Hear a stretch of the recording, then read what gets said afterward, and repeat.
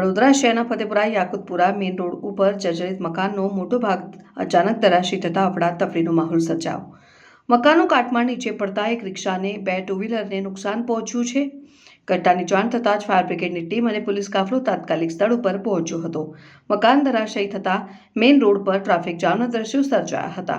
વડોદરા શહેરના Fatepura Yakutpura main road ઉપર આવેલ એક જૂના અને જર્જરિત મકાનનો મોટો ભાગ અચાનક ધરાશયી થયો હતો। મકાનનો કાટમાળ રોડ પર પડતા નજીકમાં ઉભેલી એક રિક્ષા અને બે ટુ વ્હીલરને નુકસાન થયું હતું। ઘટનાને પગલે આસપાસના વિસ્તારમાં અફડાતફડીનો માહોલ સર્જાયો છે અને ઘટનાની જાણ થતાં વડોદરા ફાયર બ્રિગેડની ટીમ અને પોલીસ કાફલો તાત્કાલિક સ્થળ ઉપર પહોંચી ગયો હતો। ફાયર બ્રિગેડ દ્વારા સ્થળની તપાસ કરીને જરૂરી સુરક્ષા કાર્યવાહી હાથ ધરવામાં આવી હતી અને મકાન ધરાશયી થતાં રોડ પર કાટમાળ ફેલાઈ ગયો હતો, જેના કારણે ફતેપુરા યાકુતપુરા મેઇન રોડ ઉપર વાહનોની લાંબી કતારો લાગી હતી અને ટ્રાફિક જામના દ્રશ્યો સર્જાયા।